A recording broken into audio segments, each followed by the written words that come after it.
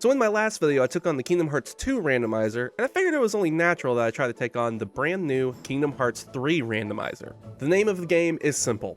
Locate items, abilities, and spells in order to be the coolest kid Keyblader this side of the Realm of Light. And find the 3 proofs to open the final portal leading to Scala Ad Kylum so we can fight Master Xehanort. But before we begin, credit is due where credit is deserved. The developers of the Kingdom Hearts 3 randomizer, WaterKH and Critic Perfect, just released the official public release announcement video with information on how to install the mod. These guys put in a ton, and I mean a ton, of work creating this mod, and even organized an invitational where they got a bunch of other Kingdom Hearts content creators to test it out. They even streamed their perspective while it was going on, and you got to see like their commentary on everyone's streams, and they even did bug fixes on the fly. Seriously, these guys are fucking goated. So please give a big thank you to these guys for creating the mod. I will leave a link in the description to the announcement video so that you can actually try this mod out for yourself. Since this is kind of new territory for me as well as the rest of the Kingdom Hearts community, I decided I wanted to like ease into the randomizer, so that next time that I try to tackle this challenge, I can do it on harder difficulty and know what I'm getting myself into. So for this playthrough, I play on Proud Mode. That being said, here's my journey through the Kingdom Hearts 3 randomizer. At the start of the game, we're presented with all of our choices that we can make early on, and some swanky hairstyles. And then we're presented with the Garden of Assemblage. This is kind of our main hub area so that we can freely explore whatever world we want. I wanted to look at our starting equipment, and oh boy! We're starting out with the Ever After Keyblade, which is kind of the only Keyblade you need. Since I wanted to really ease into this challenge, I figured we start where any good playthrough of Kingdom Hearts 3 starts, Olympus Coliseum. Since this is the starting world, it's going to be a good place for us to find some chests before we move on to more difficult worlds. First, we found a cufflink with the dodge roll ability attached to it. I don't think I need to explain this one, right? And then later we found the first magic of the game, water. Which is good, because this area is full of hotheads and, you know, water, you can make the connection there. After a little more progress, we found the best magic in the game, fire. And you'll see why this is the best magic later. We also found a report along the way that told us that there were some checks to find in the Caribbean. With a pretty good starting pool here, we made our way to the Rock Titan and we fought him in an unconventional way. Oh man, it's right up his butthole. Oh my god. Oh my god, we're fucking like Ant-Man Thanosing this dude, holy shit. Needless to say, this world was pretty generous. So once we found the next save point, we decided to just go ahead and head to the Caribbean because, I mean, we probably don't need to come back here, right? I was kind of nervous heading into the Caribbean for a few reasons. The secret report told us there's only 5 checks here. However, there's a ton of chests in the Caribbean, and it's the largest map in the entire game. Some of them are even found underwater, which sucks because water mechanics. No one likes these fucking water mechanics. Game devs, please stop. The other challenge here is that this is one of the later game worlds, meaning the difficulty spike is high. But luckily, there is a strategy that every single person that has played Kingdom Hearts 3 knows to get through tough bosses. That's right, we're going to Disney World! Why play the game when I can just cheat? Also, one of the best quality of life changes is that this boss in particular is easier to kill and thank you mod devs, I love you. The story then made us go and explore the water mechanics a little bit more, but thankfully this area, the chests are pretty easy to come by. And in this chest, we actually found Satan in the form of a fish.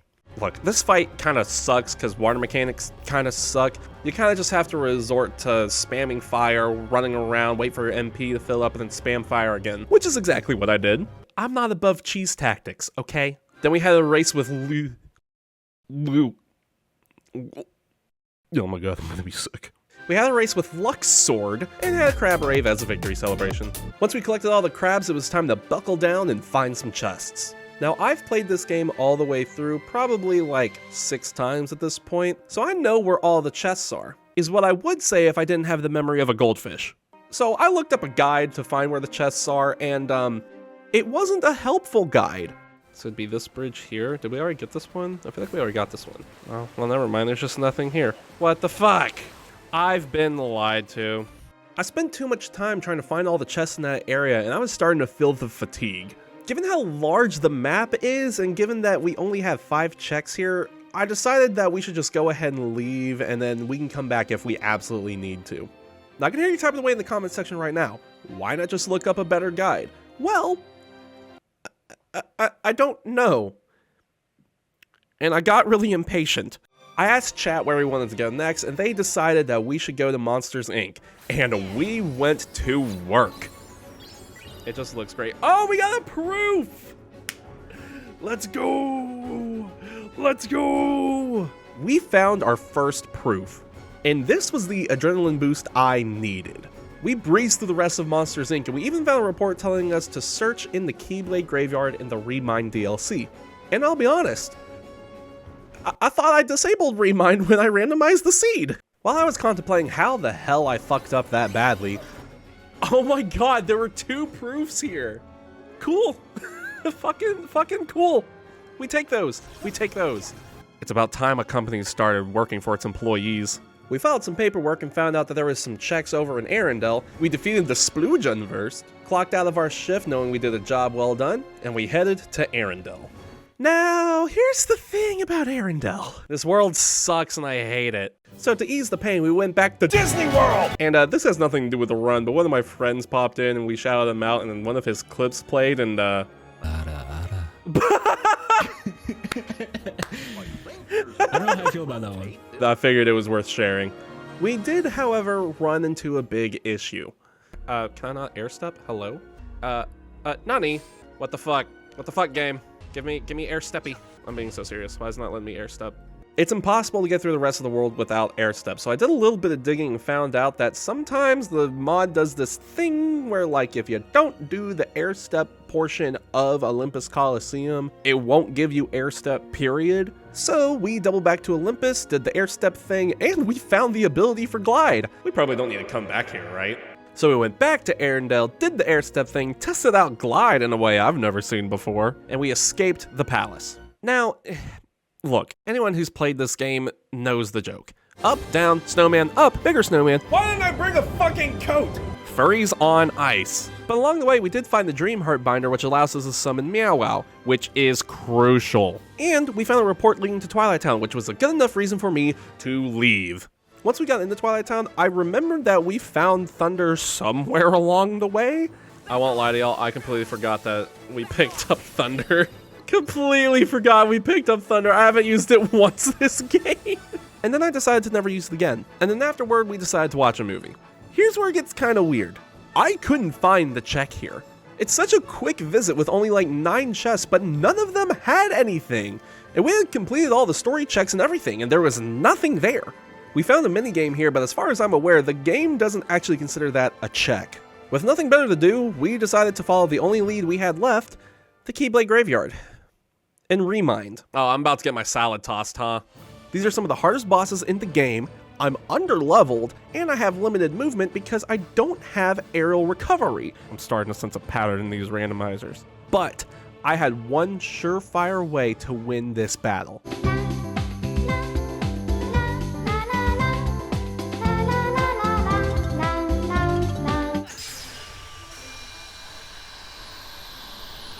Praise be to the cat housing the souls of several dead children. Next up is Phantom Aqua. This was actually one of the secret bosses in a previous title, so needless to say, this is one of the hardest... Oh look, she had the check. The next battle was Terranort, and... Look, there's no save point in between these fights, and I was really tired and didn't really care about having Thundara through the rest of the game, so we just left, called it a day, and prepared for the next stream. Feeling refreshed and relaxed, I wanted to start the stream off with my favorite world in the entire game, Toy Box. This world is fantastic.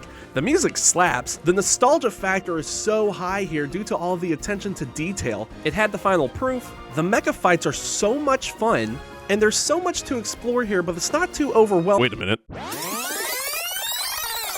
And to like spin the channel points, you know? I was like, okay.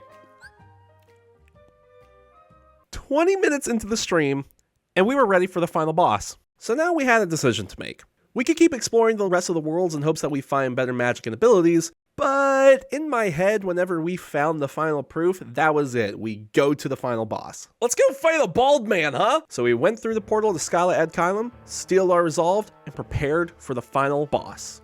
But here's the thing.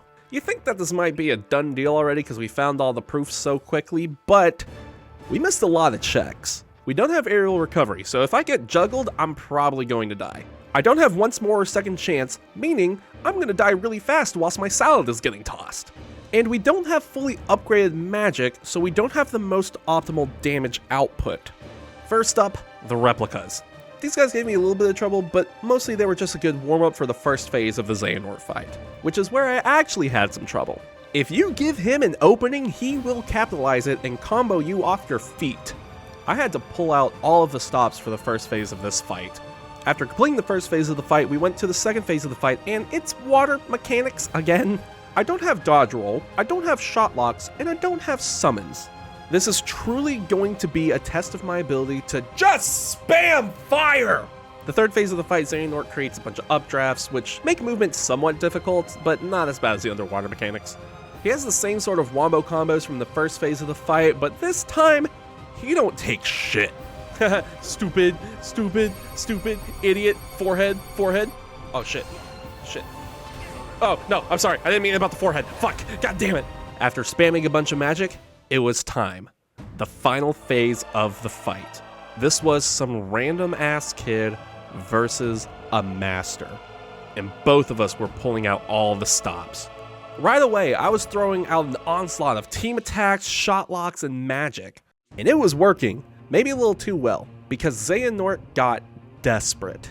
In this phase of the fight, you're forced into rage form, meaning you are locked out of magic, you're locked out of summons, you're locked out of shot locks, and for this part of the fight in particular, you cannot damage Xehanort. You can still smack him around and stuff, it just doesn't deplete his health. After smacking his bald head around a lot, I reclaimed my light, and it was time for his second desperation move. This desperation move is rough. I don't know exactly how I'm going to be able to...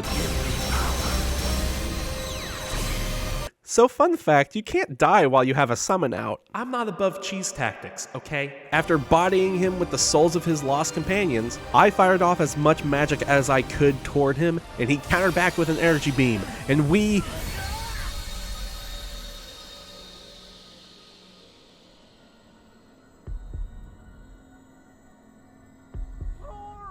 Whoa, Goofy? Is that you, God? If only there was some way to wake him up. He's the hero of the story. He's gotta wake up, right? You know what would wake him up, though? If the viewer hit the like and subscribe button. Oh my god, it worked! I'm a fucking genius that's going in the video. And just like that, I had conquered the Kingdom Hearts 3 randomizer. So what did I learn from this experience? Why play the game when I can just cheat? Thank you for making it to the end of the video. If you liked what you saw here, please do consider liking and subscribing. And if you want to see any of my challenges played live, I do all of this over on Twitch. You should go check it out. Anyways, I have been Dax. This has been Cat and Cuddles. I hope you have a wonderful rest of your day, and see you in the next one.